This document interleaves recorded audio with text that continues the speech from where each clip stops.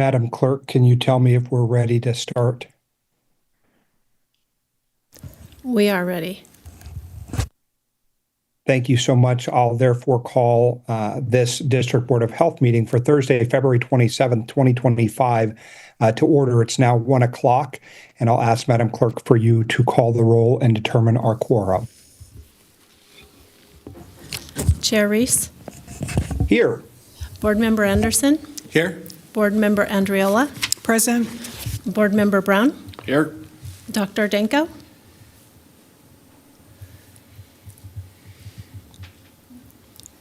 Board Member Driscoll, Here. Dr. Ituarte. Present. Okay, Dr. Danko is going to try to attend. She may be late or she may be virtual, but she's not on yet. We do have a let's quorum. mark her as, thank you so much, Madam Clerk. Let's mark her as absent at this time and just note if she does join us for the record when she does so. Yep, will do. Okay, can I ask Commissioner Andriola, would you lead us in the pledge?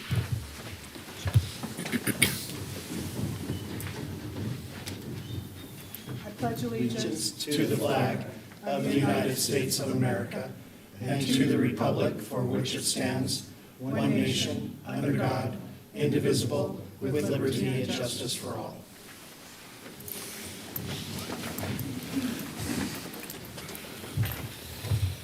Thank you so much for that, and I apologize for my absence from Chambers today. Dr. Kingsley and I were in D.C., and while he was able to sneak back home very quickly, I was not so lucky. So I'm here in D.C. We had a very productive week, and I'm sure there'll be an opportunity to chat a little bit about that later. Let's move on to our next item, Madam Clerk, and this is an important one both for me because I'm excited to tee it up, but also because the new Vice Chair will take over the running of this meeting, so you don't have to deal with me as the eye in the sky. So let's go to that item. Madam Clerk, did we do public comment?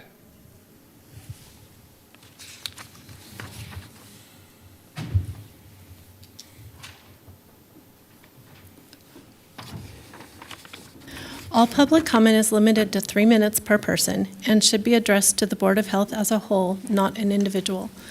With the exception of the public comment agenda items, comments will be heard for items labeled for possible action and should be specific to the item being considered by the board. The District Board of Health conducts the business of Northern Nevada Public Health and its citizens during its meetings. The presiding officer may order the removal of any person whose statement or other conduct disrupts the orderly, efficient, or safe conduct of the meeting. Warnings against disruptive comments or behavior may or may not be given prior to removal. The viewpoint of a speaker will not be restricted, but reasonable restrictions may be imposed upon the time, place, and manner of speech. Irrelevant and unduly repetitious statements and personal attacks which antagonize or incite others are examples of speech that may be reasonably limited.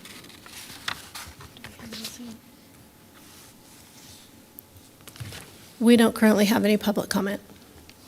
And nothing on Zoom? No. Any correspondence received? No. Okay, thank you so much. Let's move on to the next item, which is the election of a vice chair for the District Board of Health for the period of 2/27/25 through 12/31/2026. And I'll take the liberty of nominating my friend and colleague Clara Andriola as the vice chair. I'll second the motion. I'm seeking a second. This is Paul Anderson's, I'll second the motion. You might not be able to hear from my... Madam Clerk, I'm not hearing anything. Is that for lack of a second, or am I not hearing? This is Paul Anderson. I'll second the motion. Thank you so much. So I have a first that I've made the nomination, Mr. Anderson, a gracious second. Any additional discussion or questions or comments at this time?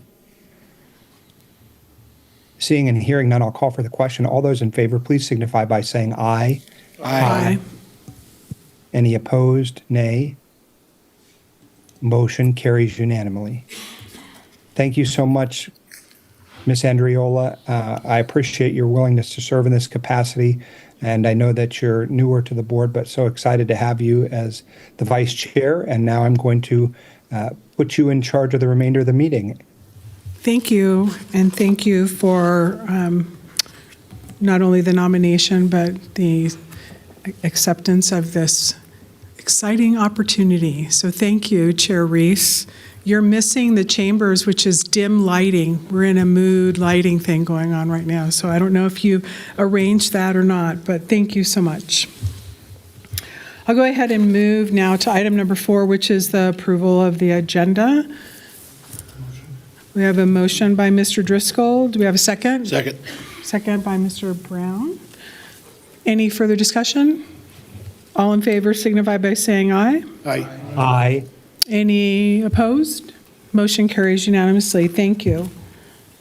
Go ahead and move now to Dr. Kinsley in terms of recognitions. Great, thank you.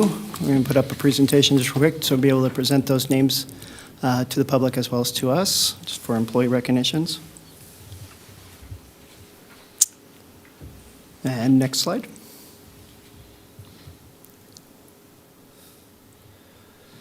First, we're going to begin with new hires. Today with us in the crowd, we do have Caitlin Farrell, and she is a University of Nevada, Las Vegas Epidemiology Fellow who's with us, and we'd like to introduce her to you at this time. So we'll go ahead and invite Nancy or Dr. Dow down with Caitlin.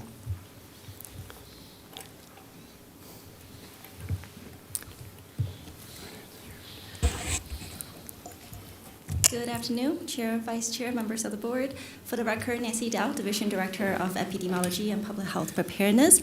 I'm very pleased here to introduce Ms. Caitlin Farrell, who is an epidemiology fellow joining us through the one-year University of Nevada, Las Vegas Applied Epidemiology Fellowship Program.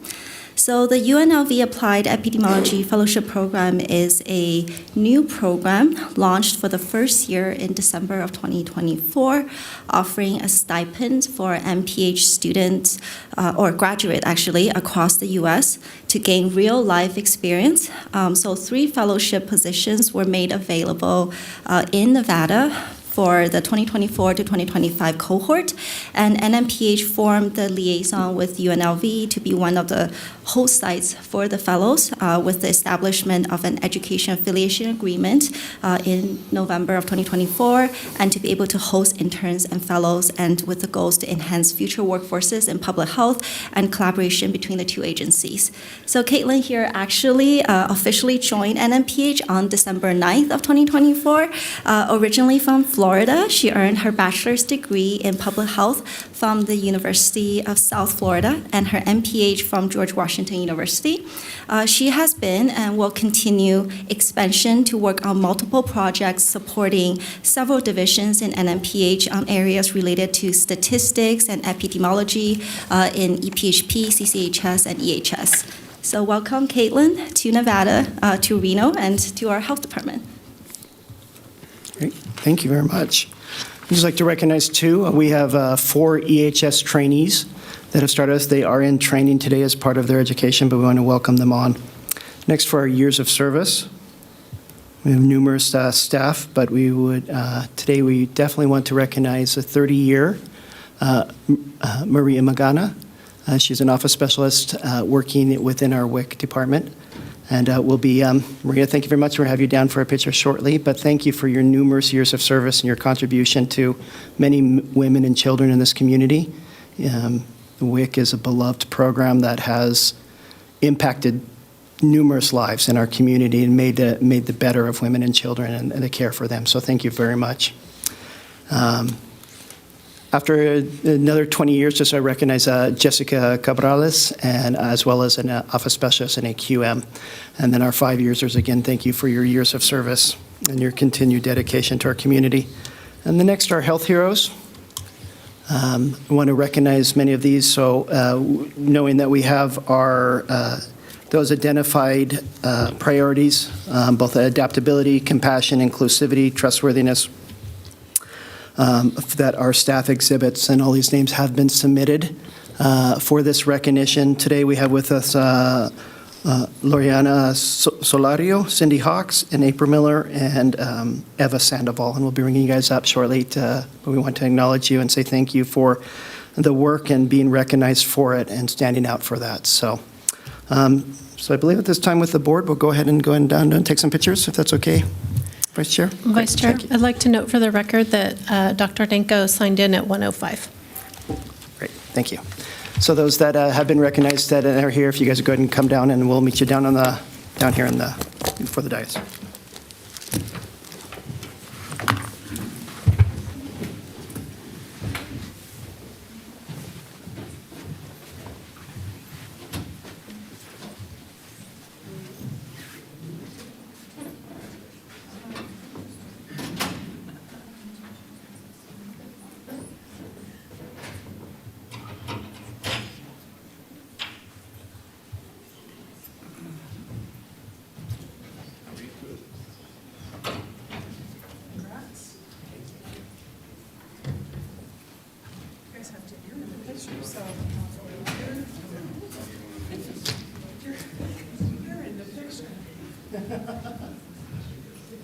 Oh, were you guys here?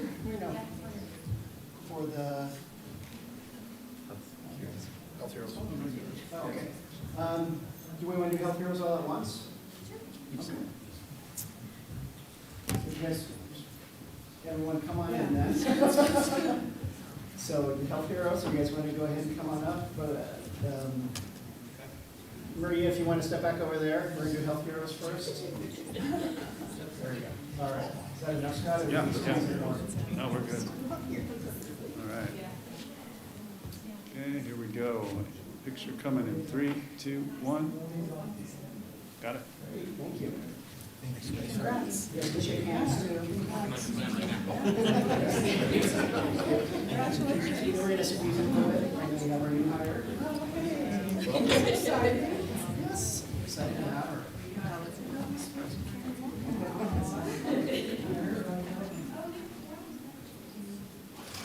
Okay, here we go. 3, 2, 1. Got it? We have one more. Maria here, so. Thank you. That's exciting.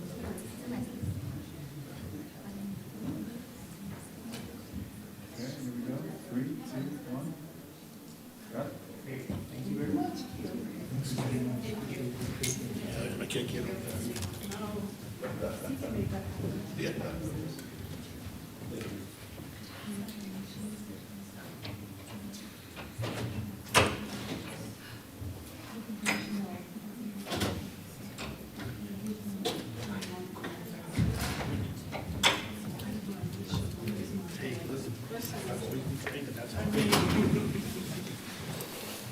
Thank you.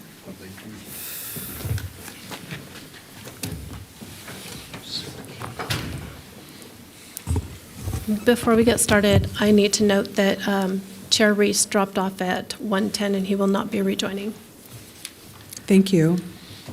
Congratulations to everyone, folks who have been here just coming on and those who have actually helped to shape the great work that is done here. So it's exciting. Thank you. We'll go ahead now and move to public comment. I know you did public comment, but item 6 is public comment. Did we already address that with Chair Reese? We haven't had any further requests for public comment. Okay, thank you. I'll move now to consent. Does anyone have any items they'd like to pull? Okay, any discussion on consent? Hearing none, I'll go ahead and entertain a motion to approve. Make motion to approve. Member Brown made the motion, second? Second. Second, Mr. Driscoll. Any further discussion? All those in favor signify by saying aye. Aye. Any opposed? Motion carries unanimously. Thank you. We'll move now to item number 8. Vice Chair, Yes? just real quick. Yes? The digital voting, we would still like just for our constituents to make sure that on your, even though we're doing the vocal, if you be sure to everyone quickly go ahead. Nothing's coming up on, Nothing's coming up. mm-mm. And now it's not coming up. Okay. Never mind. If it does come up, we'll follow the protocol. Thank you very much. Madam Clerk, are you okay with everything in terms of moving on, Yes. moving forward? You're moving faster than me. No. I'm working on it. I will talk slower and we'll move. Are you ready? Perfect. Thank you. So we'll move on to item number 8, the recommendation to accept the REMSA Healthy Monthly Franchise Report for November 2024, December 2024, January 2025, which includes the REMSA health accounts, receivable summary, compliance by zones, average response times, incident details reporting, summary penalty fund reconciliation, ground ambulance operations, and more. So I am going to thank you for coming, and I'll turn it over to you. Thank you very much. Good afternoon, members of the board. I'm Barry Duplantis, CEO and President of REMSA Health for the record. I understand you've been provided with a copy of REMSA Health's reports for the months of November and December 2024, as well as January 2025. REMSA Health has met and exceeded all compliance standards for each of these months in all compliance zones. That said, I would also like to just simply draw a little bit of attention to the fact that one thing that we've talked about in the past has been our customer survey responses. And for whatever reason, oftentimes the responses are light. To the tune of 70, 75 responses. But for the last 2 months, it's been twice that number. So I don't know what has motivated people to respond more than in the past. But the survey results say the same thing. We continue to perform in the 92, 93, 94 out of 100 range. So all responses are read and followed up on by us. The majority of the time, the responses are very favorable. With responses, the highlights typically being with the care and service that is provided by the medics. And the item that people tend to complain about the most is being charged for the service. But as I tell you that, 75% of the people we serve pay very little to nothing. So I'm not quite sure, because when you look at that, 75% is Medicare, Medicaid, or uncompensated care, which is a substantial portion. So I'm not sure. I guess maybe it's just something for people to latch on to, but it's certainly not, because we're sending people high bills. That just happens to be the results that we collect. Having said that, we're going to talk about the financial in the next section, and I'd like to elaborate a little bit more. So out of respect for time, since there are no glaring items in this part of the report, I'd like to ask if there are any questions you'd like me to address. Thank you. Do any of the board members have any questions? Hearing none. Just for operational clarification, it says for possible action, and I'm not familiar. Is that action that we would take to accept the report as presented? Correct. Okay. Is there any public comment for this item, since there is going to be action taken? So I'd like to go ahead, if there aren't any questions, if we can I'd like to entertain a motion to approve as presented. Motion to approve as presented. Thank you, Mr. Brown. I have a second? Second. Mr. Driscoll. Any further discussion? Seeing none, all those in favor signify by saying aye. Aye. Any opposed? Motion carries unanimously. Thank you. We'll move. Not? Still no. No, at least I do not. But I voted yes. I did. Okay. Things are hopping today. Yeah.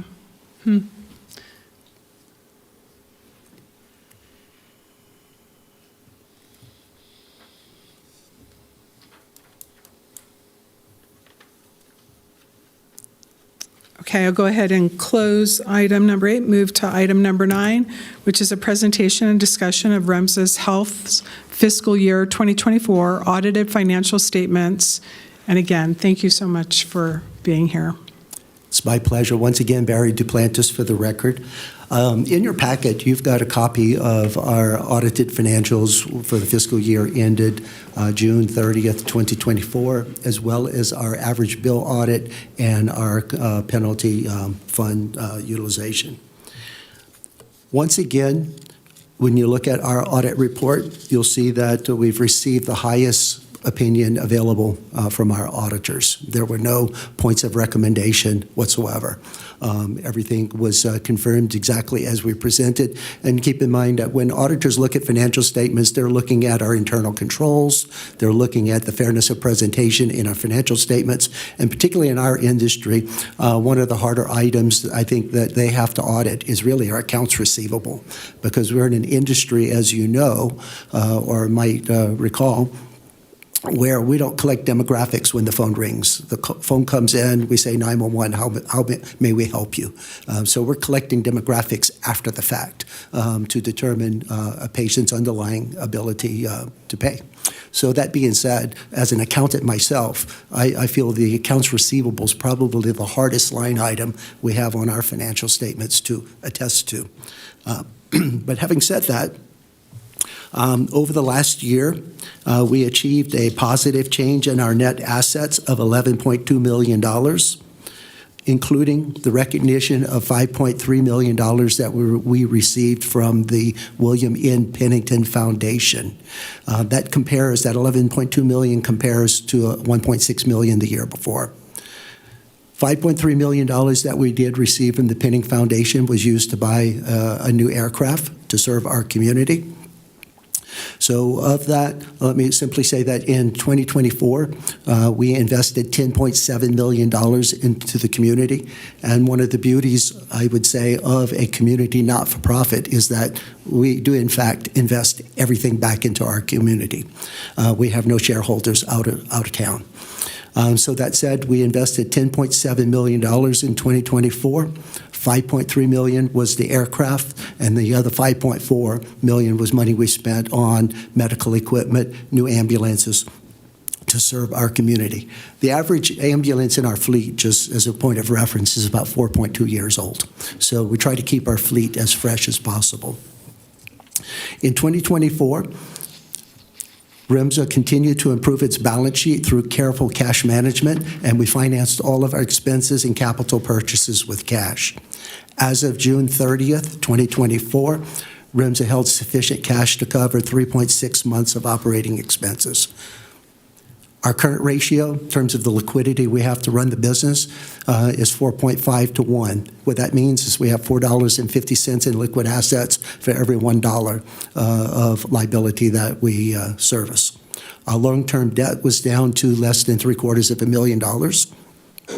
And so as I look at our organization, and what I really want to convey to you is that our organization is fiscally sound. We are in good standing. We have a good reputation and could borrow money if we had a need to do so. But I just want to commit to the organization, to this body here today, given all that what you see in the news, that when people call 911, they will, in fact, get a timely response, just as they've come to know for the last 40 years. And I think that's important because I think people in this day and age can become concerned about what services they may lose. But rest assured, we have EMS covered for this community. In the course of a year, we generally take in we respond to about 95,000 calls. Of that 95,000 calls that we take in and respond to, we end up transporting about 58,900 patients to area hospitals. We have now an organization of a little bit more than 600 employees. It takes a lot of people to do what we do. And let me say that for us, as an organization, taking care of our people is first and foremost. We firmly believe that our employees are the minds, the hands that serve our community, and it's important that we treat our employees very well. That said, for the calendar year 2025, we look at our insurance at the end of the previous year and set it for the year that we're in, and we were able to cover any premium costs as a company expense, so our employees are able to enjoy health benefits for 2025 at the same price that they paid for 2024. Additionally, and I've mentioned before to this body, but it's an important point for us to continue to keep in mind, is that we like to encourage our employees to continue to save for their retirement and their future. We match all of their contributions 7%. So we're proud that we're able to do that. So as a board, as an organization, we continue to look for opportunities to improve our organization. We're always looking for how do we become more efficient, how do we get more bang for our buck, and how do we serve the community better. Having said that, you have the full set of financials in front of you. I don't know if you have questions now that you'd like to ask, or if you would want to read them and raise a question at a different time. I'm okay with that as well. But that concludes my presentation to you today of our fiscal standing. Thank you, Mr. Duplantis. Does anyone have any questions? I'd like to take an opportunity to ask a question, if I may. In terms of the REMSA patient-payer mix, how does that compare year over year, approximately, in terms of the percentages that have been reported in the report? That's an excellent question. For the last few years, it's been exactly what you see there. It's been very consistent. But if you were to go back and look at that payer mix, in fact, it's one of the things that we're pondering with some of the news that we watch daily as to what the future might look like.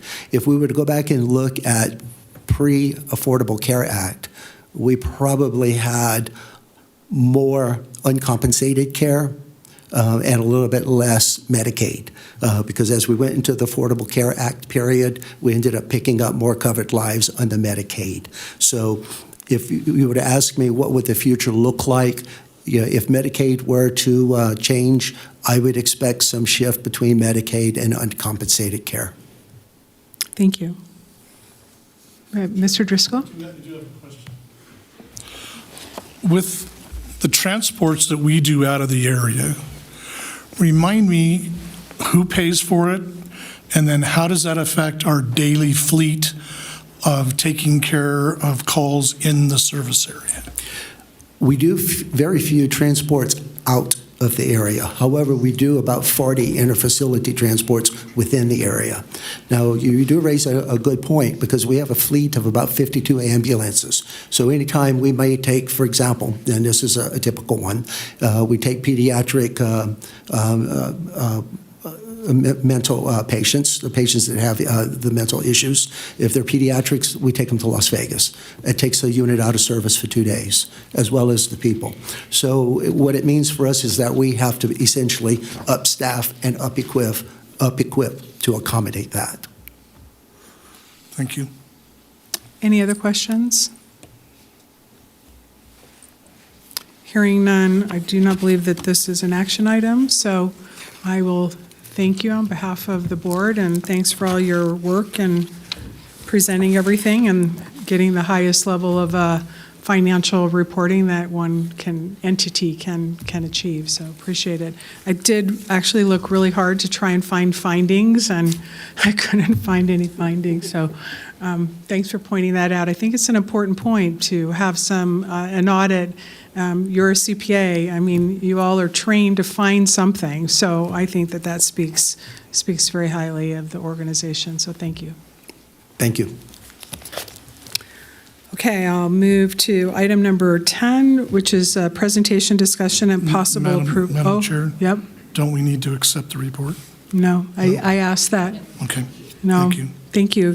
Thank you, Mr. Driscoll. I love that, because you never know.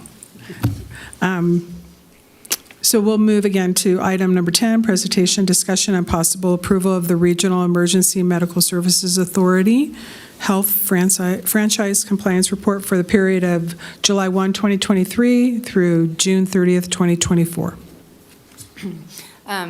Andrea S. for the record. Thank you for having me, Chair and members of the board. You do have the report in front of you. It follows the same format it has for several years since the conception of this current franchise in 2014. REMSA was found compliant in all 17 articles, and there was nothing outstanding and all information was provided in the timeframe outlined for them. So if you have any questions about it, I would be happy to answer those questions.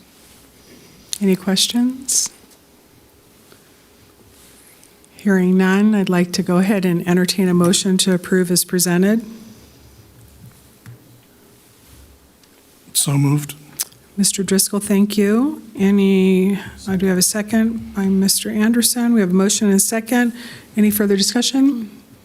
Hearing none, I'll go ahead and call for in favor. Signify by saying aye, please. Aye. Aye. Any opposed? Motion carries unanimously. So that closes item number 10. We'll move to item number 11, which is a recommendation to uphold this decision of the Sewage, Wastewater, and Sanitation Hearing Board to approve variance case number H24-0004 VARI of the Northern Nevada Public Health Regulations governing sewage, wastewater, and sanitation et al. Good afternoon. For the record, my name is David Kelly. I'm a supervisor with Environmental Health Services. As you noted, what you have before you is a recommendation to uphold the decision of the Sewage, Wastewater, and Sanitation Board related to a proposed subdivision. Our regulations require that any new subdivision that's going to be served by septic has a minimum parcel size of 5 acres, and that any proposal that doesn't meet that minimum goes through a variance procedure. The variance before you that was approved by the advisory board requested a minimum lot size of 2.5 acres. In order to meet the regulatorily intended minimum density for septic of 5 acres, they proposed to hold open space in 2.5 acres or more, so that the total density of septic would still meet that 1 to 5 that was the intended regulation. In addition, the proposal that they put forward also has the new parcels located outside of the 100-year flood zone that exists out in Palomino, which is where this is proposed, and we see that as an additional benefit to the proposal. Just so you know, the variance does allow for slight modifications. This is a variance to the septic regulations. It will go through the planning department and have to go through all of that process as well, because there could be slight shifts. We requested that we're allowed to adjust the drawing if needed, as long as the minimum acreage of 2.5 acres is met and the minimum density of 1 septic system per 5 acres is also not exceeded. We feel that the proposal meets the intent of the regulations, and so we are supportive of it, and I'm happy to answer any questions you might have about it. Thank you, Mr. Kelly. Do we have any questions for Mr. Kelly? Mr. Driscoll. Thank you, Mr. Kelly. If in the future development came back and wanted to develop those additional 2.5 acre sites that are now being held out as open space, what would be the process for someone to try to come in and then get a variance for that? Well, the first thing is this process, the open space, it will have to be recorded as part of the map that it stays open space unless municipal sewer becomes available. If I were to fast forward and think that somebody wanted to override that, they would have to come through us again, through a variance, and then also the planning department. So I think that would be a fairly large obstacle to overcome unless municipal sewer was available or some other proposal to treat sewage out there, which is probably not likely in the near future at any rate. Great, thank you. Any other questions? Do we have any public comment? No public comment. Thank you. Hearing no further questions, I'd like to entertain a motion to approve. Make a motion to approve the variance number H24-004 VARI. Thank you. Do we have a second? Second. Second. We have a motion and a second. All those in favor signify by saying aye. Aye. Any opposed? Motion carries unanimously. Thank you, Mr. Kelly. Okay, we'll go ahead and close item number 11 and move to 12, which is discussion of the FY26 budget status, timelines, and next steps. Mr. Zentino? Not Mr. Centino. Good afternoon. For the record, my name is Erin Dixon, Deputy District Health Officer. I am filling in for Jack, our Administrative Health Services Officer. We are the health department, and we encourage when you are home, or if you are sick, to please stay home. So I'm filling in for him. I am here to provide a very brief overview of NNPH's budget process and timelines, as ours is slightly different than many jurisdictions. We thought this overview would be helpful, especially for our newer board members. Our interlocal agreement requires that the Board of County Commissioners adopt a final budget for NNPH. Our budget must be prepared using the same timeframes and format used by other county departments. In addition, the interlocal agreement requires that we present our preliminary budget to the managers of the City of Reno, the City of Sparks, and Washoe County for their review and comment.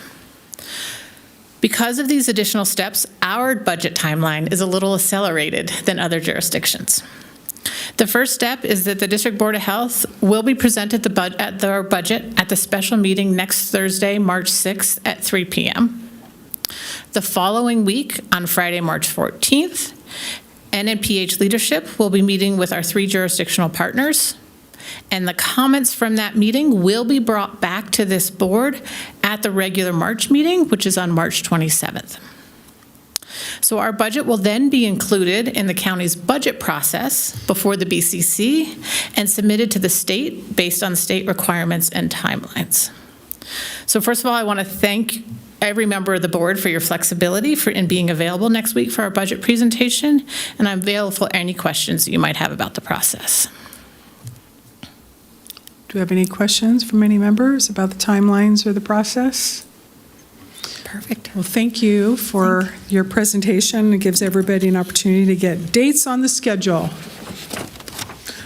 Okay, we'll move to item 13, recommendation for appointment to the Air Pollution Control Hearing Board as an at-large committee member. Staff recommends the appointment of Mr., as presented, Shatana, I'm totally not doing that correctly, Cora, for a 3-year term beginning on February 27, 2025 and concluding on February 26, 2028. Applicants include William Foster McCoy, who's a medical doctor, or no, he's actually a doctor, PhD, and Stephen Birdsall for possible action. So, Mr. Vega. Thank you, Chair, members of the board. For the record, Francisco Vega, Director of the Air Quality Management Division. I believe you guys have my report in front of you. Before I turn it over to questions, I just want to communicate my sincere appreciation to all the applicants in communicating their interest in joining the board. Again, it's a volunteer position, so again, this is a really critical role in that you provide to the community. But we do have the recommendation and my report in front of you. I'd be happy to answer any questions.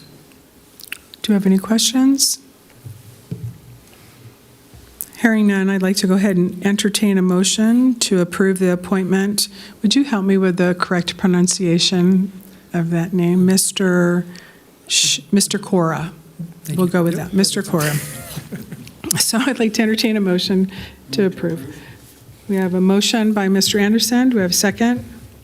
Second. We have a second by Mr. Brown. All those in favor signify by saying aye. Aye. Any opposed? Motion carries unanimously. And I'm guessing, I'm sorry to keep on asking, but in our meetings, we have to call for public comment on every single action. So I'm going to ask for public comment. That's how this agenda is. Thank you. Thank you so much. I appreciate it. No, I have no other comment. Okay, we'll go ahead and close out item number 13 and move to item 14, a review, discussion, and possible adoption of the business impact statement regarding proposed revisions to the District Board of Health regulations governing air quality management.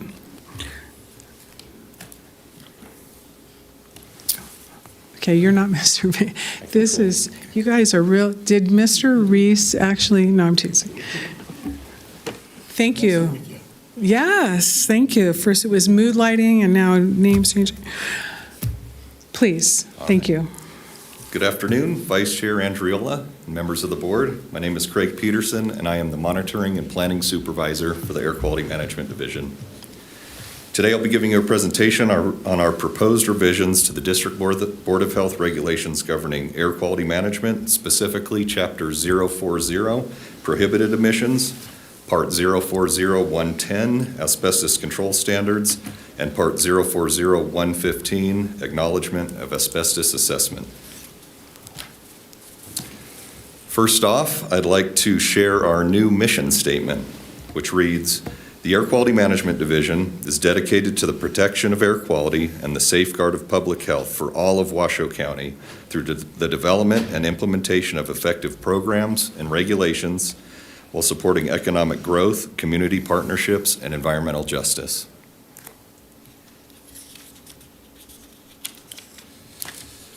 So the elements of the strategic plan supported by these rule revisions are on the screen, but they are to create a healthier environment that allows people to safely enjoy everything Washoe County has to offer and to protect people from negative environmental impacts. So a little background on the asbestos regulation revisions. On September 16th, 2024, the District Board of Health adopted revisions to our General Source Permitting Regulations, Chapter 030. The sections in Chapter 030 pertaining to asbestos were removed and will be relocated to Chapter 040, prohibited emissions. These sections pertaining to asbestos have not been reviewed or revised in 25 to 30 years, and they do not reflect our current asbestos acknowledgement process or the intended purpose of the federal regulation. Some of the major changes include separating the rules into two parts, Part 040110, which is asbestos control standards, and Part 040115, which is acknowledgement of asbestos assessment. Each of these two parts have definitions to increase clarity, specific record-keeping requirements, and a clear list of exemptions and exceptions have also been added. Finally, the structure of information is simply more organized. Speaking more on the structure, in general, Part 040110 provides additional clarity to the federal requirements for asbestos and defines implementation of the rule. Part 040115 provides additional clarity to the local requirements associated with renovation and demolition projects. Getting a bit more specific, Part 040110 establishes standard work practices, clarifies requirements for alternative work plans, and includes survey, notification, and disposal requirements. This part of the regulation closely mirrors the asbestos national emission standards for hazardous air pollutants, or the asbestos NESHAP. Part 040115 identifies when an acknowledgement is required. It also defines the quantity of disturbance limits and the documents that are required for a complete application. These are our local requirements of a process that isn't really changing, it's just being documented in a clear regulation. During the regulation revision process, we engaged with the community and stakeholders. We consulted with the Association of General Contractors of Nevada, held a public workshop, and issued 2 press releases, one noticing a 30-day public comment period and public workshop, the other noticing an additional 14-day public comment period and business impact statement survey. In addition to the 2 press releases, the proposed rule revisions were posted on our air quality website, sent to the Air Quality Management Division email subscription list, and sent to our asbestos stakeholder email list. All comments received have been responded to and/or incorporated into the revised revisions and are included in your board packet. As far as a business impact summary, we received 0 responses to our business impact statement survey, which you can also view in your board packet. As you can see on the screen, no adverse economic effects are anticipated, as there are no new fees or fee increases in the proposed revisions. There is also no anticipated increase in the annual cost to Northern Nevada Public Health for enforcement of the proposed revisions. Finally, the proposed revisions are intended to satisfy federal EPA requirements, streamline acknowledgement expectations for the regulated community, and do not include provisions that are more stringent than current federal, state, or local standards. Here's a timeline of our regulation revision process. So the public comment periods beginning October 14th and January 14th are complete. And again, all comments received have been responded to and/or incorporated into the proposed revisions. Today, the business impact statement is being presented to you for approval and adoption. And the final step will be the public hearing for board adoption for the revised regulations, which is scheduled for March 27th. That's all I had. Thank you, Mr. Peterson. You're welcome. Do we have any questions? Mr. Driscoll. Thank you. When and how would fees be adjusted in the future for anything related to asbestos? So our fees were just adjusted last year in the, when was that last year? Can't remember when that was exactly last year, but our fees were just adjusted, so they would have to go through another board process to be adjusted further, I believe. I'm not an expert in that part. I do believe that, and they also have an annual basis, and so they can increase or decrease based on CPI, I believe, as well. But usually in our practice, we like to keep 3 to 5 years when we go to renewal, but it was just last year. So if anything comes forward, it would be in the next 2 to 3 years. Thank you. Any other questions? Thank you, Mr. Peterson. Do we have any public comment? No public comment. Hearing no public comment, I'd like to entertain a motion at this time, please. So moved. Mr. Driscoll made the motion. Do we have a second? Second. Mr. Anderson, we have a motion and a second. Any further discussion? All those in favor signify by saying aye. Aye. Any opposed? Motion carries unanimously. Thank you. Thank you very much. We'll move to item number 15, a presentation on delivery, objectives, and outcomes of community meetings with environmental health and air quality. I'm going to miss Dixon. Thank you. I'll watch carefully who comes to.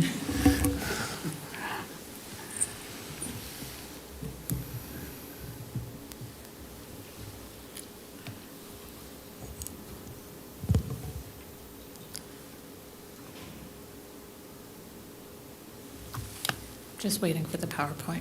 I'll get started.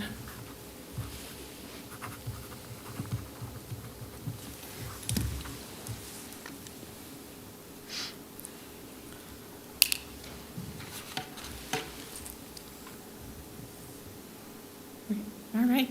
Well, good afternoon again. For the record, Erin Dixon, Deputy District Health Officer. I am here to provide an update on a number of community meetings that have been occurring between NNPH, primarily environmental health and air quality management, and our permit holders. There have been multiple discussions on how we can work together to identify opportunities for increased collaboration, improve communication, and to have a better understanding of each side's perspective. First off, I want to thank the community members that have participated and shared, as their input is incredibly valuable. And I also want to thank our staff who have listened and offered solutions.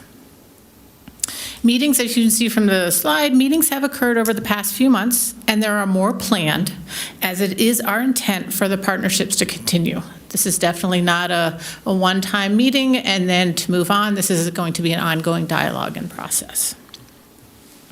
I would like to highlight a few of the positives the staff are implementing. And just so you are aware, these slides have already been shared with the community. We just want to make sure that you are also very aware. The food team has developed educational materials, has set office hours, and 4 times a year they are now offering an inspection workshop that walks permit holders through the inspection process. Exactly what inspectors are looking for and tools so that operators can do dry runs with their facility. The first inspection workshop was held on February 12th, and there were so many participants that our conference room A and B ran out of chairs. And if you've been in that room, that's a very large room. So it was very well attended. In addition, the plan is to host another permitting fair. We had one on Neal Road last summer, and that was very successful, and the intention is to do that again. In addition, the team is looking to build stronger food safety networks. So there are upcoming opportunities for new partnerships and additional resources regarding construction of food facilities, as you can see on this slide as well. For our commercial plan review, for our more complex plans, including pools, spas, hotels, schools, our previous timelines were not realistic, and honestly, we are setting staff up for failure. We have adjusted our timelines to be more realistic and set expectations based on the project, and so the community is also aware and has similar expectations. This resulted in a shift from our first in, first out process, where submittals were processed in the order they were received, new or a revision. And we are now prioritizing existing projects with a reduced turnaround time. With that change, new plan submittals may take a little longer, but we believe we can still get most plans out in 14 calendar days, but those complex plans listed on the top will require the 30 days. We have also established a new structure to improve communication with a single point of contact for our partners and clients to contact or reach out in order to get information. For a residential plan review, they have outreach programs for realtors and property owners to educate on septics and wells, and they are developing an outreach program for plan designers and installers. And they're also working with community partners to streamline the accessory dwelling unit inquiry process. Air Quality is continuing their in-person support, is implementing the ability to easily schedule office hours, and they are continuing their proactive outreach, which they have been doing very well. And as with all changes are only successful if we evaluate the impact and make ongoing adjustments. And that is also part of this process. So we will be looking at the changes and communicating to see how we have been doing. So as stated earlier, the conversations are continuing. This is just a brief update at what has recently occurred and to ensure that you are all informed. I am available for any questions. Thank you, Ms. Dixon. Any questions?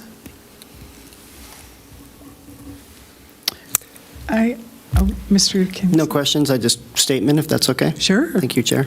I just wanted to thank staff for their patience, but also this process, as well as the community. Both have done exceptional work, and I believe we're making an impact in our community for the better. So just wanted to thank both sides. I, too, don't have a question, but I'd like to follow up with a statement as well. Thank you, Dr. Kingsley, for your leadership. Thanks to staff.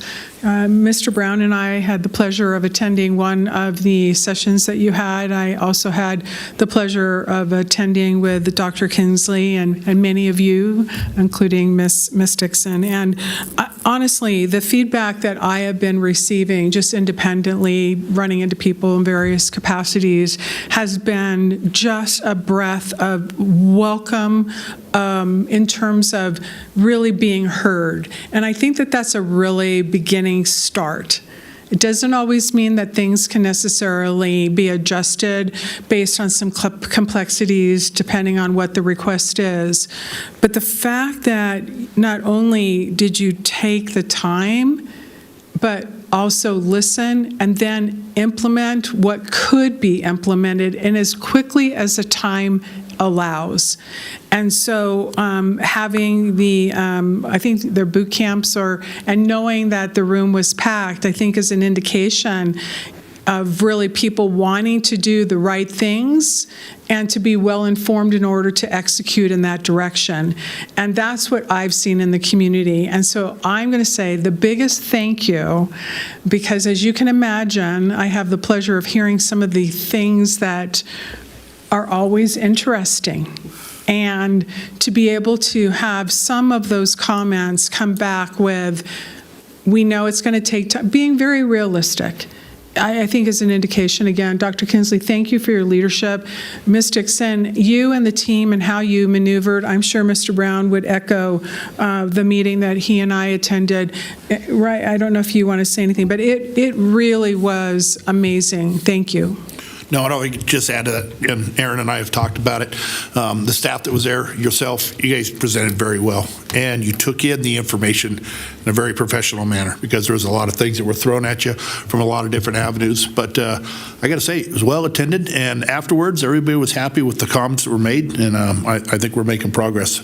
I too have followed up with some of the people I used to run into out in the community, and I'm hearing a lot of positive. So we're making progress. Thank you. Great, thank you so much, and we'll definitely share those comments with staff who have taken the big lift on this one. Yeah, thank you. It'll be great to also see, in terms of the evaluation piece, as you pointed out, right? It's one thing to talk about these are the changes, but then to actually see that income, especially in terms of, it'd be interesting, I know you'll report it at like another time, but looking at the reduction in turnaround time, seeing if there's, even the satisfaction piece of that, that's how you learn, and that's how you make things better. So thank you again. Absolutely, thank you. Okay, we'll move to item number 16, which is a presentation and possible acceptance of the FY25 Q2 strategic plan results. Ms. Lavoie.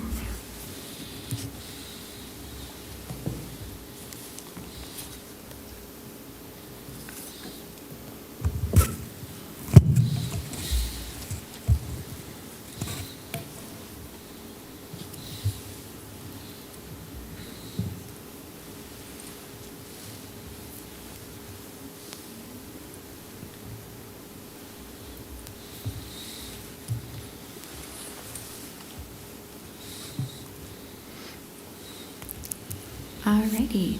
Well, good afternoon, members of the board. Rayana Lavoie, Director of Programs and Projects for the Office of the District Health Officer. Over the last few weeks, Erica Olson from On Strategy and I have had the opportunity to meet with the board to debrief the strategic planning results. And from those conversations, there was a lot of energy around understanding the data and just the breadth and depth of what we presented during that retreat. Especially around the data dashboard. And so to that note, I promised to provide more information about our performance management system and that data when I delivered the strategic planning results for Q2. The first part of my presentation will cover information about why we're investing in a performance management system so that we can utilize data to inform our decision making instead of going off of anecdotal experience. And then I'll also talk about how the system is utilized to keep the board informed using the data from the system. The strategic plan outlines the long-term goals and vision of the organization, and then the performance management system provides continuous feedback and performance data that offers valuable insight into whether those strategic goals are being met. Collectively, these efforts work in parallel to enhance community improvement efforts. Our organization uses the performance management system to ensure that every division's activities align with our organization's overarching strategic priorities. We also use the system to identify strengths as well as potential needs of the organization. And these two variables then provide data about performance that can lead to decision-making as well as offering insights into resource management. For example, we use this data and we're having discussions with the board about fiscal year outcomes during the retreat so that we can inform the next year's direction and where we're headed. The ClearPoint system is a performance management system that we utilize to track our strategic plan. It's the system that houses that plan and is the tool that the teams use to communicate progress towards achieving their strategic initiatives. We have about 3 years worth of data in the system, and it's now enabling us to analyze trends and derive valuable insights. The board receives regular updates on the progress of the initiatives outlined in the strategic plan, both annually and quarterly. So a year-to-date report is provided in August, and then you'll also see that information again, which is summarized in a data dashboard during the retreat. So in your board packet, you have two reports. One is a strategic snapshot, which looks similar to what you see on the screen, and that is the what we are measuring. The other report that you have is an outcomes report, and that is how efforts are progressing. These are the reports that you'll receive quarterly. They align with the strategic plan, beginning with the strategic priorities that are on the left, which are set by the board, and extending all the way down to the initiatives. And the initiatives are activities that are managed by the program staff and designed to be implemented to achieve those organizational objectives. By tracking our data quarterly, this offers a continuous feedback loop that allows for adjustments to our strategies, our processes, our services, programs, those types of things. And every division creates quantifiable outcomes to measure impact and indicate whether those goals and objectives have been achieved. They also help to assess whether those programs and services are being effective. And that was one of the comments through those debrief meetings, is the effectiveness of our programs. In the report, we add a scoring system to contextualize the data on the current period's performance by comparing it to previous years or quarters. For example, in quarter 1, you might notice a greater variation in the number of immunizations provided in the community compared to other quarters, because this is the time where the team is focused on preparing students for school. So this seasonal variation is one of the reasons why we include additional data sets to allow for a more accurate understanding of our performance or longer-term trends. The scoring matrix rolls up from the outcomes achieved to the strategic priorities met. In every report and presentation, you'll see what was accomplished, and then it rolls into the division goals. As you can see on the screen, we can see that over 70% of those goals have been are on target, or those things are in progress. And then, of course, you can see it at a district snapshot at a larger level. All of our metrics are accompanied by a narrative. So if you're looking for more context about the data that you're receiving, you can always go in that report, in your outcomes report, and you can see why we're reporting what we're reporting. And with that, I'll take any questions that you might have. Thank you, Ms. Lavoie. Do we have any questions?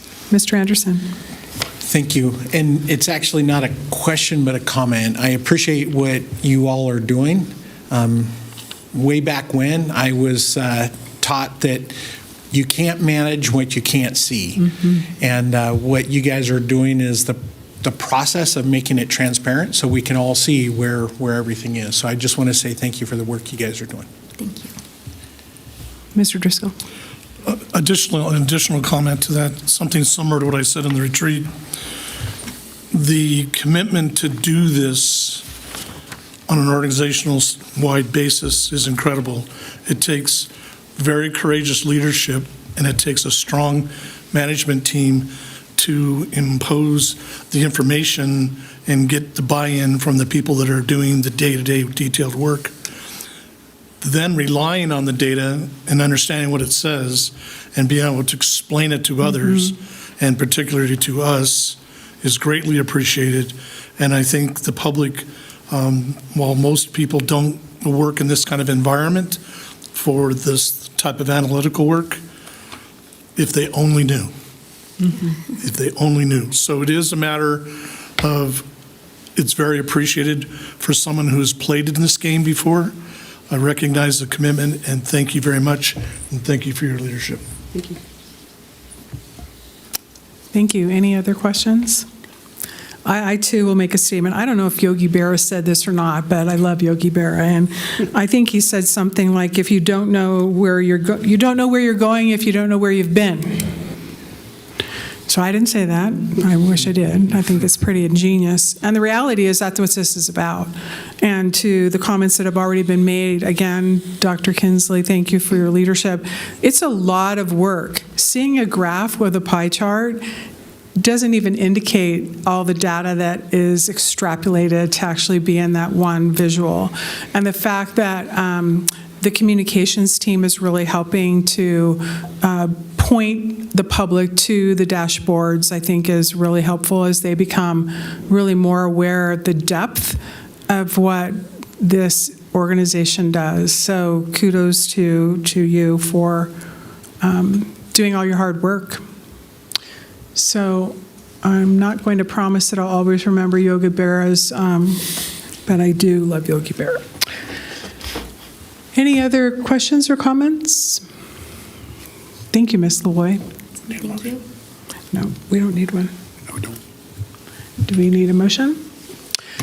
Dr. Danko, I am wanting to make sure that you can hear everything, and I wanted to take an extra moment and ask if you have any questions as well. Can you hear me okay? Yes. Perfect. No, I can hear everything and have been hearing everything, and I don't have any questions. Thank you so much. Okay, well, feel free to interrupt if you're wanting to chime in. I'm sorry, I try and keep on looking up there, but there's a display up there, so I'm not forgetting about you. We know you're here. Thank you. Thank you so much. Yes, thank you for having me. Any public comment? There is no public comment. Hearing that we don't have any public comment, I'll entertain a motion to approve as presented. So moved. We have a motion by Mr. Driscoll. Do we have a second? Second. Second by Mr. Brown. We have a motion and a second. Any further discussion? Hearing none, all in favor signify by saying aye. Aye. Any opposed? Motion carries unanimously. Thank you. We'll go ahead and move now to item number 17, review and approve the District Health Officer's Annual Performance Evaluation Tool, participant list for the DHO's evaluation, and direct staff to administer the evaluation using an online survey program. Ms. Lavoy. Thank you for having me again. Brianna Lavoy, Director of Programs and Projects for the Office of the District Health Officer. Today, I will be presenting an overview of the performance evaluation process for the District Health Officer. My involvement in this process is rather limited, really focusing on introducing the process and ensuring that the performance objectives established with the chair and the DHO are aligned with the organization's strategic plan. Following this presentation, Lori Griffey, NNPH's HR representative, will be taking the process over by managing the evaluation as well as presenting the results from the survey. The goal of the performance evaluation process is to assess the district health officer's effectiveness in articulating a well-defined vision to guide the organization's success, strong leadership capabilities, as well as managing the district's health services and programs. Since we recently had a board retreat in January, the evaluation tool might look somewhat familiar to you as it was designed to align with the broader health policies and district level objectives that you have all seen in that retreat. Before we talk about the tool and the evaluation, allow me to quickly explain an overview of the process.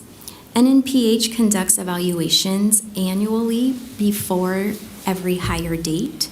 The survey is on track to be sent out on March 3rd and will be open for 2 weeks, so that would be closing on March 14th. The survey is one part of the evaluation that is used to assist in measuring the DHO's performance. So this, again, will allow stakeholders to complete the survey over 2 weeks using Microsoft Forms. The survey will gather input from stakeholders, including the board, district health staff, and community partners. Included in your packet is a list of those community partners.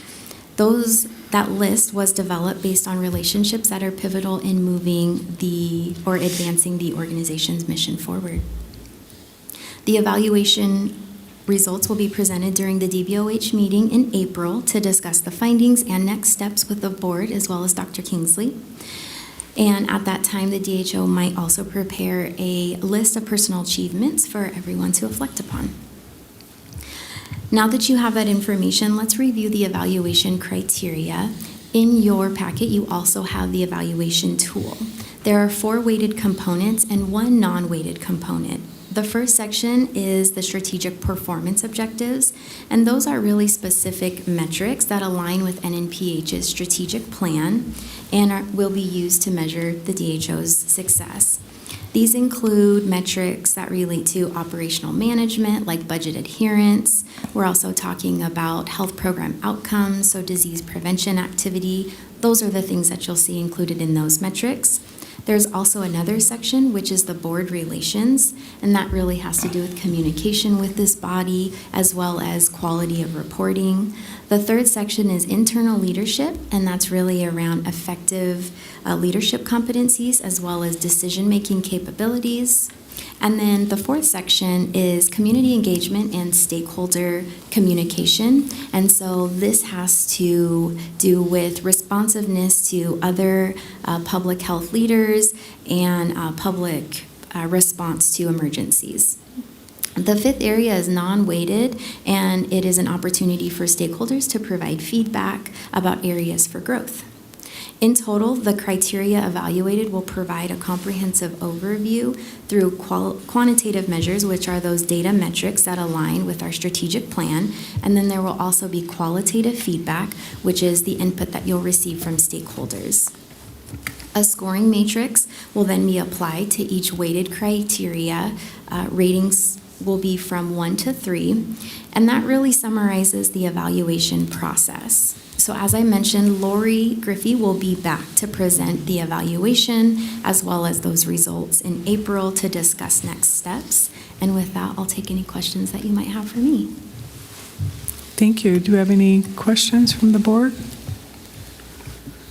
I have a question, if I may. I saw the list, just pulling it up really quick, in terms of the list of recommended participants. And I totally understand in terms of what may be apparent with Truckee Meadows Fire having interim chief. But looking at the timeline, the new, whoever it might be, won't be hired, and the interim chief has been here for over 5 years. And I'm wondering if the board so desires to include the interim chief of Truckee Meadows Fire, who has been here, as I mentioned, for at least I'm aware, over 5 years. If we could add that, I'd certainly entertain that opportunity. Hearing no objections to that, I'm guessing we're able to include that. Is there anything else that you would like to add? Any discussion? Do we have any public comment?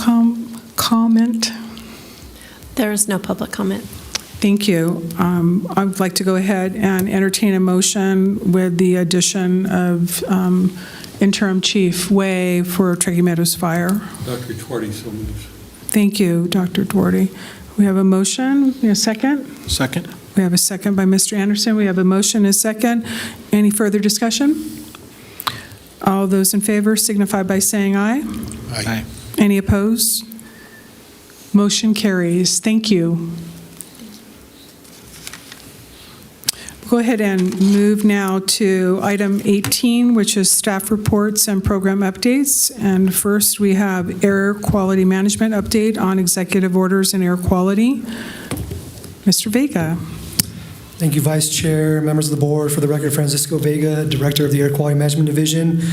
You have my report in front of you. Just a quick highlights. I did provide a list of executive orders signed by the President in his first weeks in office and how they kind of affected air quality. We continue to track those orders and how they may impact us here locally. Some of the biggest ones are related to some of our grants.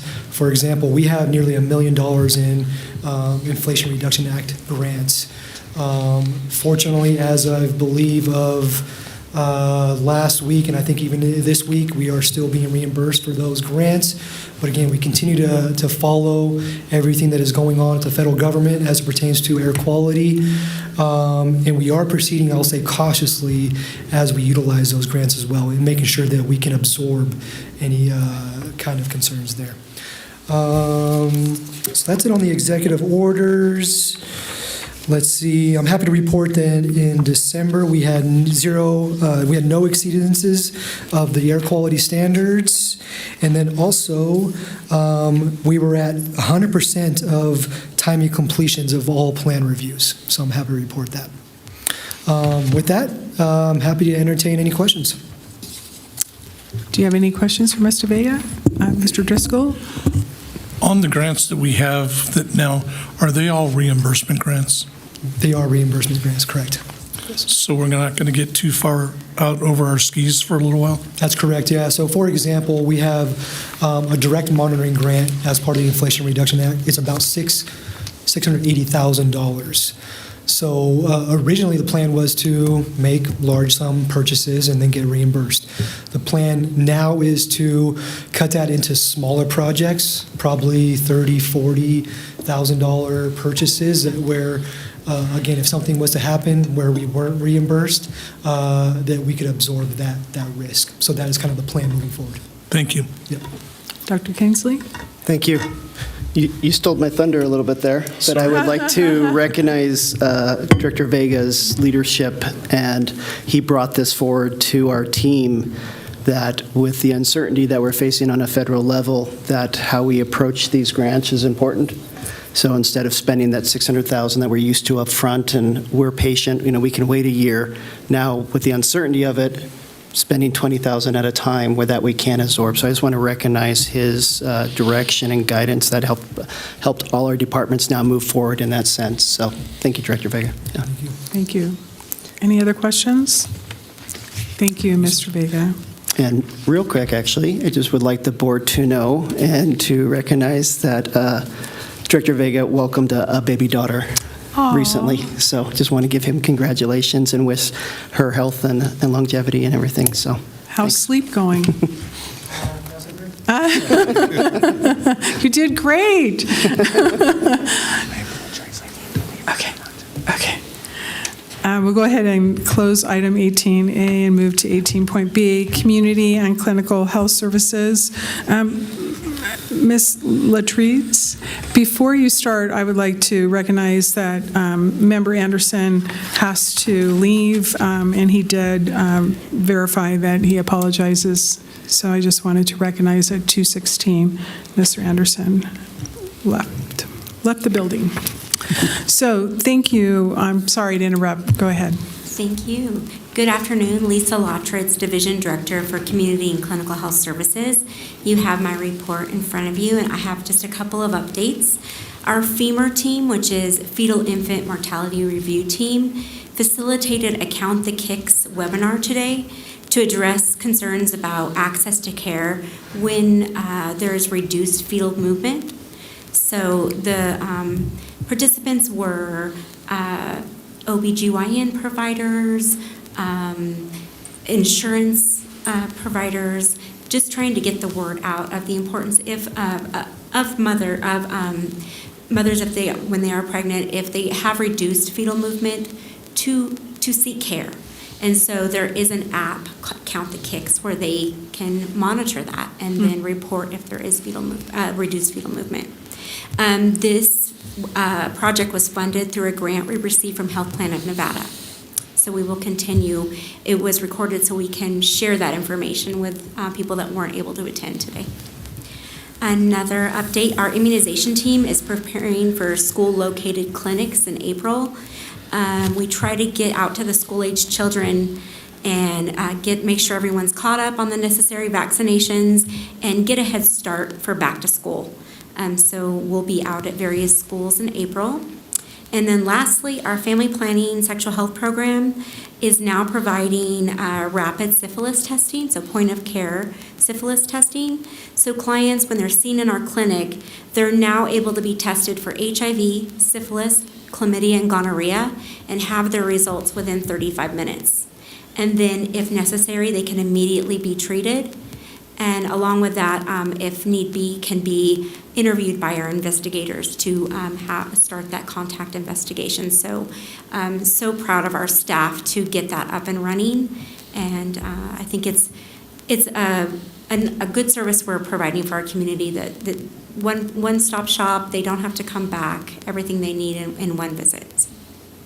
That's all I have, but I'm happy to answer any questions. Thank you. Does the board members have any questions? I do have one statement. Dr. Kinsley. I just want to emphasize the heavy lift that was for rapid testing for congenital syphilis. It is not only that, but they've been working with our renowned partners. The rise that we've seen over the last 3 years of congenital syphilis that historically we've not had has been impacting the nation as well as here in our community. And so having that rapid testing, which is a new science, but it's also one logistical reason we've seen congenital syphilis go up, is because many time, especially at our hospitals, their laboratories are outsourced. So in many times, instead of just a day or 12 hours response, sometimes we're looking at 3 days, and by that time we lose those mothers. And so being able to provide this rapid, we hope to be able to address the ongoing issues that we see in congenital syphilis. But it was a heavy lift, involved many processes with the states, and the staff did amazing doing that. So I just want to recognize the heavy lift that they did for that, so, and for our community. So thank you. Thanks. Thank you so much. Appreciate it. We'll go ahead and move to item 18.C, Environmental Health Services Program. Mr. Fida. Hello.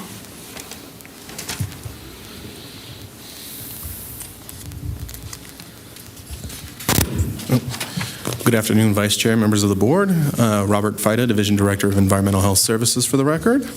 You have my report in front of you. I kind of wanted to highlight a few things, some developments in our food team. Our food team recently just completed the 2024 risk factor study. This report analyzes data collected from January of 2022 to April of 2024, and it focuses on the 5 risk factors that are commonly found in food establishments. And then additionally, our staff has been working on a lot of outreach. You may have heard about the inspection boot camp that was on. We also did invite journalists from the RGJ attended our active managerial control course in January. And the idea was to kind of provide them with have them sit through and see what tools we provide our community and how we try to ensure their success for our restaurateurs and our community partners. And then additionally, for plan review, for 2024, about 75% of all plans met our regional goal, so that was about 2-week calendar days. Last month of December, we met 95% of our goal. So with these changes, you'll see some reporting as well, changes as well, to kind of document and track our progress of and see how we're going forward. And speaking of some reporting changes, I added some additional information in the report for board members so that they are aware of any potential cases that EH is currently working on for transparencies and what is currently being done. So that's for your informational purposes. And then the last thing I did want to mention is we're continuing to work with our partner NDP. We're actually working on an administrative order on consent for our water system. They are continuing to exceed maximum contaminant limits. And so this water system is a bit complex. There's a lot of parties involved, including the Public Utility Commission in Nevada. So we're kind of moving forward, continuing the monitoring and making sure that health of the residents is essentially making sure that the water is safe to drink for the residents. So with that, I'll open it up for any questions you may have. So thank you. Any questions?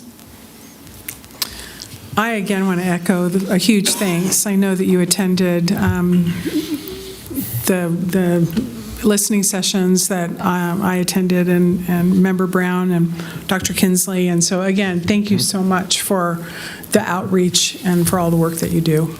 Really means a lot to the community. The more information they have, the better informed they are, and the better compliance can be reached. That's the goal. So it's great. That is the goal. So teamwork makes the dream work.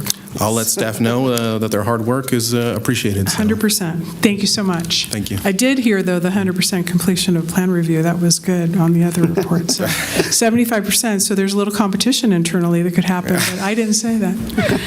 All right. Well, thank you so much. We'll move to item 18.D, epidemiology and public health preparedness. Did you hear that, Dr. Kinsley? Did I pronounce that correctly? Yes. Thank you. Thank you. Good afternoon, Vice Chair, members of the board. For the record, Nancy Dow, Division Director of Epidemiology and Public Health Preparedness.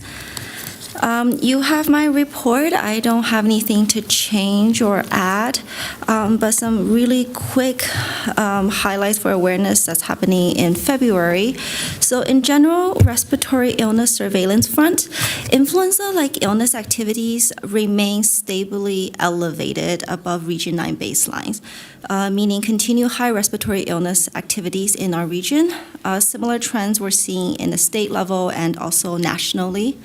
RSV has started dropping since peaking in MMWR week 5, which corresponds to about the beginning of February, but still is higher than previous seasons during the same time.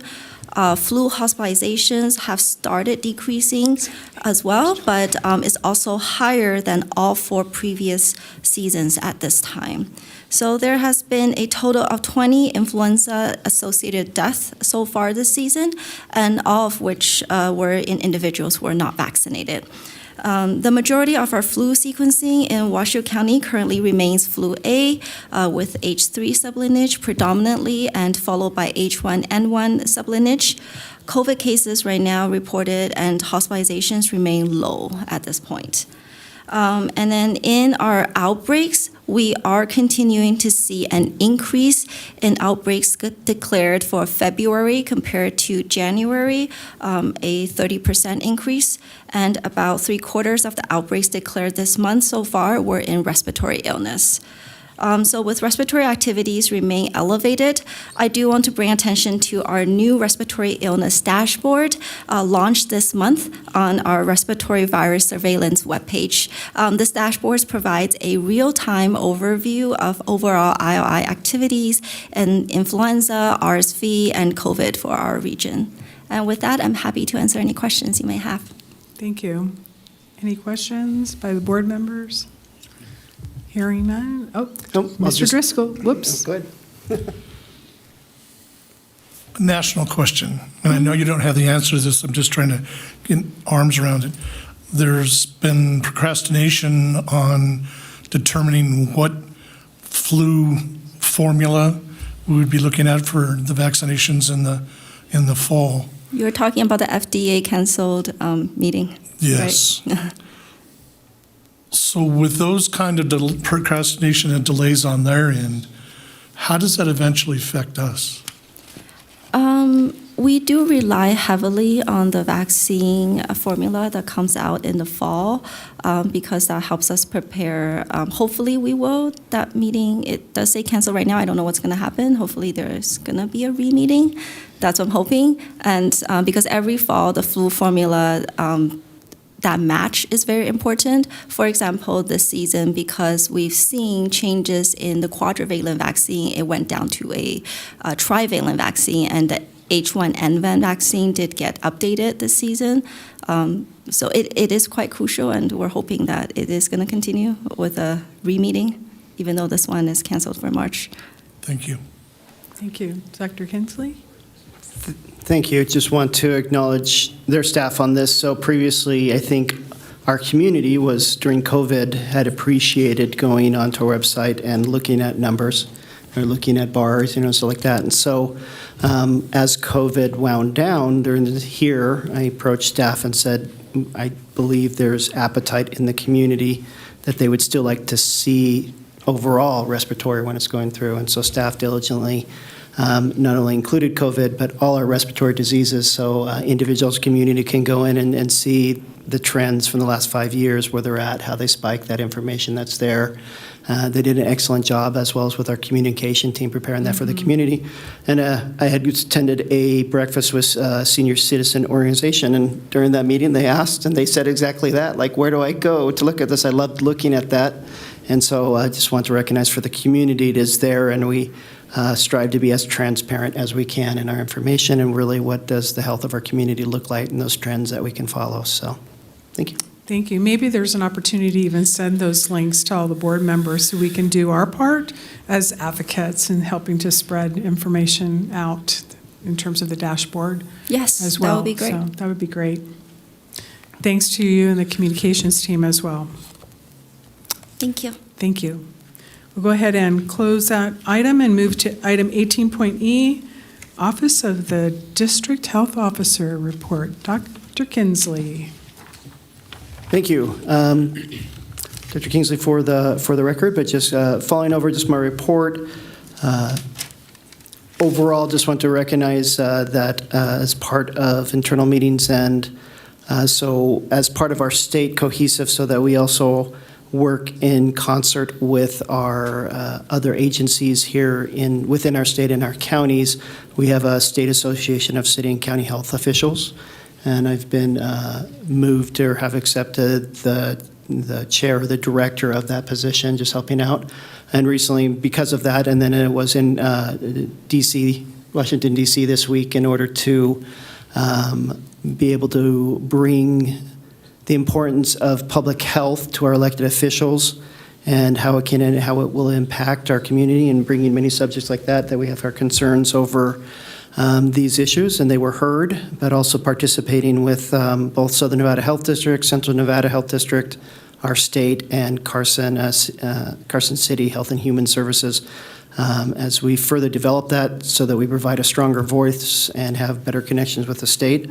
But just want to acknowledge that, and that association is Nevada Association for Local Health Officers, our SACHO, which is now HOPE. But looking forward to help to continue that efforts forward with many of our partners. And going well. Just want to say, been able to attend many different things within the community recently, with Renown's opening of a crisis center has been a wonderful addition to our community, and as well as coordinating and ongoing discussions with REMSA and our partners for delivering these services to our community. Overall, we've had our communications is going well, as well as currently this is open legislation. There's nothing in here, so I won't comment on it, but we just continue with our government affairs and our current open legislation processes that we're going through, and recognize those. And Joelle will be updating you in further meetings. And then we do have dates for our reaccreditation as a public health accreditation board coming up, and so we're excited that we have a correlation with that, so we'll be continuing forward. But overall, any questions? Any questions by the board? I would just like to say huge congratulations to that, and thank you for flying in on the red eye to be here today. I did have a question in terms of the governor's initiative of separating, I'll just use the term, one department into two departments. And do you see any impact in terms of that change as that gets navigated? I'm not sure where that is exactly in terms of the separation of the process of that one big department now being two. Just wondered if you could share any insight that you may have. Yeah, we looked over that bill. We did not have strong concerns. Many times the state, due to its location and employees, has challenges on delivering some services, and this move will allow it to better. So essentially they're moving environmental health services into agriculture. And so I think the same thing as we recognized here in our local community, we were having challenges towards environmental health services. The state also recognized that well, and to help balance their organization and better appropriately deliver those services to, while we deliver locally in Central Nevada, the state delivers to over 10 counties, so being able to deliver those environmental health services better to those counties. We had no concern with it, and we believe it's going to appropriate, and we're looking forward to hope that has improvements to it. So, yeah. Thank you. Any other questions? Hearing none, I'll go ahead and move to item number 19. Any board comments? You guys are making this easy. I would just like to say thank you for the opportunity to serve as vice chair. I'm honored, and I look forward to continuing to serve on this board in the best capacity possible. And love y'all and the team and the hard work. And I think the community really has an opportunity to appreciate, again, Dr. Kinsley, your leadership and the team's leadership and the openness to really be open-armed with hearing sometimes things that are difficult to hear. and then looking at the solution and how that can be executed. So I look forward to getting the entire board getting these updates and seeing how this progresses. I'd also like to welcome the opportunity. As you can imagine, I'm a pretty hands-on, love to get involved in the community kind of person, and I'm sure the other board members, not to breach a quorum violation, but being aware of those workshops is helpful, and I'd encourage that to be sent out to all the board members so they can participate. The fun and excitement that Member Brown and I got to, and Dr. Kinsley and I got to enjoy. So with that, any other board comments? I could go for a minute, and then it would be even for 2:35, but we're going to close the meeting. Here's a gavel, 2:34. Thank you so much. Appreciate it.